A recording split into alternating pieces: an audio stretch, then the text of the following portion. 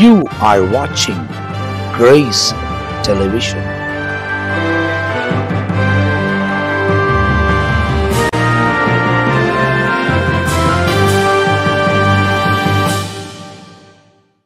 ஆண்டவராகிய இயேசு கிறிஸ்துவின் இனிதான நாமத்தினாலே கிரேஸ் தொலைக்காட்சி நிகழ்ச்சி பார்த்து கொண்டிருக்க உங்கள் யாவருக்கும் என்னுடைய வாழ்த்துதலை தெரிவிக்கிறேன். கர்த்தர் தாமே நம்மோடு கூட இடைப்படுவாராக. அநேக நேரங்களில் நம்முடைய குடும்பத்தில் நம்முடைய பிள்ளைகளுக்கு என்ன பிரியம், எது பிரியமானது என்று சொல்லி அறிந்து நம்முடைய பிள்ளைகளுக்கு பிரியமானதை செய்து கொடுக்கிறோம். அல்லது நம்முடைய கணவருக்கு என்ன பிரியம் என்று சொல்லிட்டு அறிந்து என் கணவருக்கு ரொம்ப பிரியம் அப்படின்றோம். அல்லது மனைவிக்கு பிரியமானதை சொல்லிட்டு இது என் மனைவிக்கு ரொம்ப பிரியமானது என்று சொல்லி எல்லாம் நாம் சொல்லுகிறோம். ஆனால் நம்முடைய உடன்பிறப்புக்கு பிரியமானதை நாம் செய்கிறோம். ஆனால் தேவனுக்கு பிரியமானது என்னது என்று நாம் அறிந்திருக்கிறோமா? சற்று யோசித்து பார்க்கலாம். இன்றைக்கு தேவனுக்கு எது பிரியம் என்பதை குறித்து நாம் சில காரியங்களை நாம் பார்க்க போகிறோம். தேவனுக்கு பிரியமானது எது என்ற ஒரு தலைப்பின் கீழாய் நாம் பார்க்க போகிறோம். 1 தீமோத்தேயு 2வது அதிகாரத்தை எடுத்துக்கொண்டு முதல் வசனத்திலிருந்து நான் வாசிக்கிறேன். நான் பிரதானமாய் சொல்லுகிற புத்தி என்னவெனில், எல்லா மனுஷருக்காகவும் விண்ணப்பங்களையும் ஜெபங்களையும் வேண்டுதல்களையும் ஸ்தோத்திரங்களையும் பண்ணுங்கள். நாம் எல்லா பக்தியோடும் நல்ல ஒழுக்கத்தோடும் கலகம் இல்லாமல் அமைதியுள்ள ஜீவனம் பண்ணும்படிக்கு ராஜாக்களுக்காகவும் அதிகாரி உள்ளவர் யாவருக்காகவும் அப்படியே செய்ய வேண்டும். நம்முடைய கர்த்தராகிய தேவனுக்கு முன்பாக அது நன்மையும் பிரியமாய் இருக்கிறது. அப்போது தேவனுக்கு பிரியமானது என்ன என்று கேட்டால், எல்லா மனிதருக்காகவும் அங்கே தெளிவாக வசனம் இருக்குது.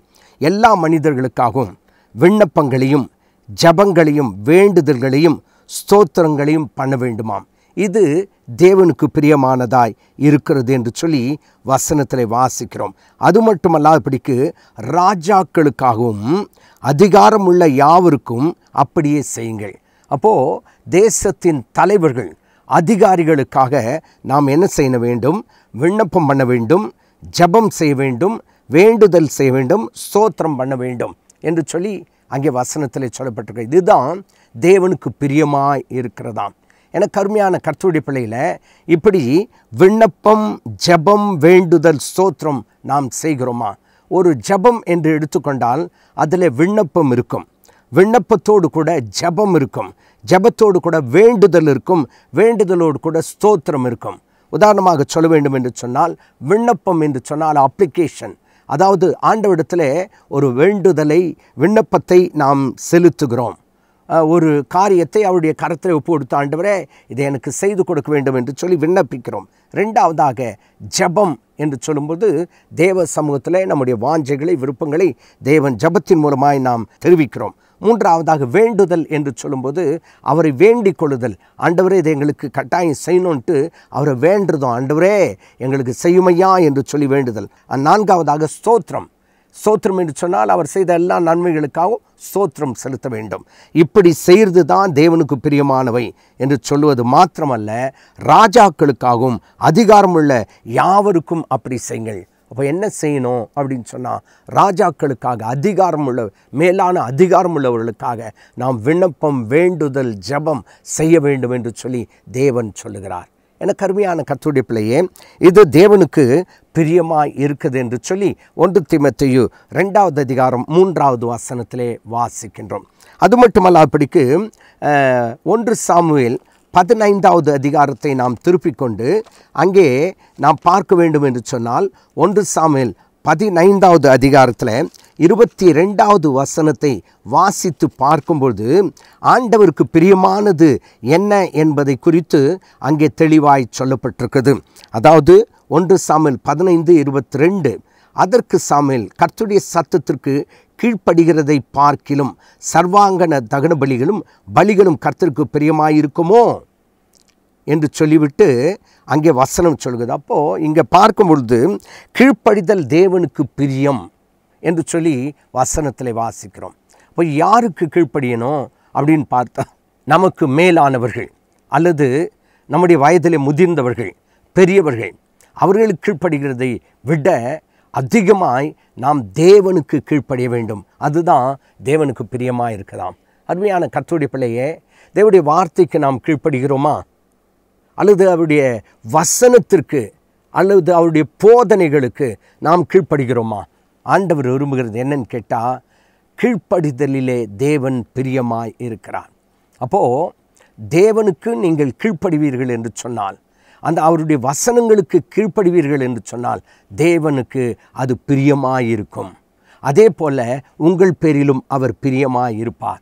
எனக்கு அருமையான கர்த்தருடைய பிள்ளைகளே, விண்ணப்பம், வேண்டுதல், ஜெபம், ஸ்தோத்திரம் செய்வது தேவனுக்கு பிரியம். அதற்கு அடுத்தபடியாக பார்க்கும்பொழுது கீழ்ப்படிதல் தேவனுக்கு பிரியமாய் இருக்கதான். என்னதான் நாம் காணிக்க கொடுத்தாலும் சரி, அல்லது ஆராதனைக்கு வந்தாலும் சரி, கீழ்ப்படிதல் என்பது நமக்கு தேவை என்று சொல்லி வேதம் சொல்லுகிறது. அநேக நேரங்களில் ஒரு கடமைக்காக தேவ ஆலயத்தில் போய் உட்கார்றோம். அநேக நேரங்களில் வாரத்துக்கு ஒரு முறை போயிட்டு அந்த ஆலயத்தில் ஒரு 2 மணி நேரமோ 1 மணி நேரமோ உட்காந்துட்டு வந்தால் ஒரு நிம்மதியாக இருக்குன்ட்டு நம்ம நினைக்கலாம். ஆனாலும் தேவனுக்கு பிரியமாக இருக்குது என்ன என்று கேட்டால், கீழ்ப்படிதல் தேவனுக்கு பிரியமாக இருக்குது என்று சொல்லி தேவன் விரும்புகிறார். வசனம் அப்படியாய் சொல்லுகிறது.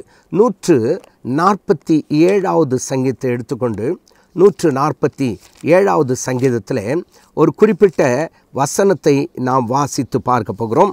147வது சங்கீதம் 11வது வசனம். தமக்கு பயந்து அவர் தமது கிருபைக்கு காத்திருக்கிறவர்கள் மேல் கர்த்தர் பிரியமாய் இருக்கிறார் என்று சொல்லி வசனத்தில் வாசிக்கணும். அப்போ என்ன அர்த்தம்? 11வது வசனத்தில் பார்க்கிறோம், தமக்கு பயந்து. யாருக்கு பயந்து?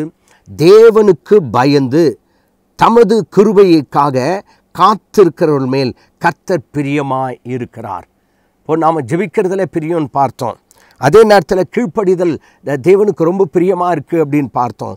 இப்போ என்ன சொல்லப்பட்டிருக்குதுன்னு சொன்னால், தமக்கு பயந்து, ஆண்டவருக்கு பயப்படுகிற ஒரு பயம் நமக்கு தேவைப்படுகிறது.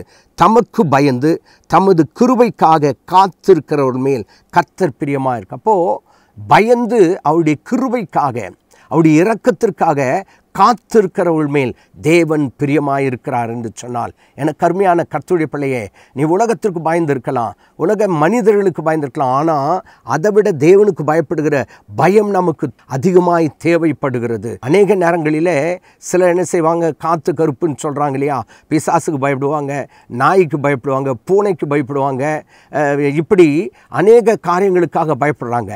ஆனால் தேவனுக்கு பயப்படுகிற பயம் இல்லை. எனக்கு அருமையான கர்த்தருடைய பிள்ளையில தமக்கு பயந்து, அதாவது ஆண்டவருக்கு பயந்து, அவருடைய கிருபைக்காக, அவர் கொடுக்கிறதான கிருபை, நான் நிற்பதும் நிர்மூலமாக இருப்பதும் தேவ கிருபை என்று சொல்லப்பட்டிருக்குது.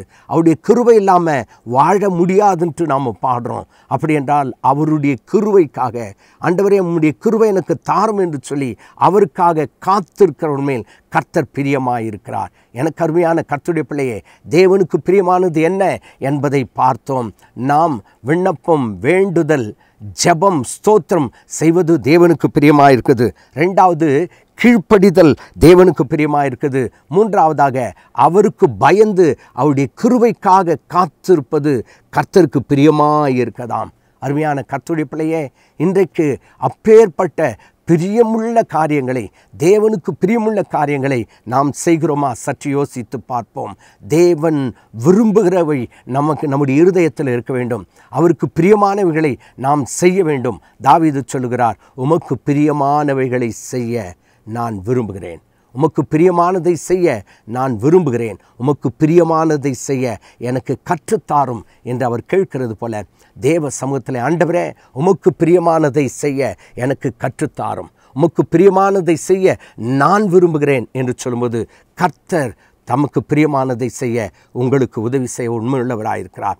தமக்கு பிரியமானதை செய்யும்படியாய் கர்த்தர் உங்களை நடத்த அவர் உண்மையுள்ளவராயிருக்கிறார். ஆண்டவரே உமக்கு பிரியமானது எது என்பதை நான் ஆராய்ந்திருந்து அதன்படியே நடக்க என்னை ஒப்பு கொடுக்கிறேன் என்று சொல்லுவோம். கர்த்தர் நம்மை ஆஸ்வதிப்பாராக. பரலோகத்தின் பிதாவே, உமக்கு நன்றி செலுத்துகிறோம். நாங்கள் விண்ணப்பம், வேண்டுதல், துதி, ஸ்தோத்திரத்தை ஏறெடுப்பது உமக்கு பிரியமாயிருக்கிறது. உமக்கு கீழ்ப்படிதல் உமக்கு பிரியமாயிருக்கிறது. உமக்கு பயப்படுகிறது உமக்கு பிரியமாயிருக்கிறது. உம்முடைய கிருபைக்காக காத்திருப்பதும் உமக்கு பிரியம் என்று வசனத்திலே வாசித்தோம். ஆமாண்டவரே, உமக்கு பிரியமானவைகளை நாங்கள் செய்ய எங்களை ஒப்பு கொடுக்கிறோம். ஆசீர்வதியும். இயேசுவின் நாமத்தில் பிதாவே, ஆமேன். கர்த்தர் உங்களை ஆசீர்வதிப்பாராக. ஆமேன்.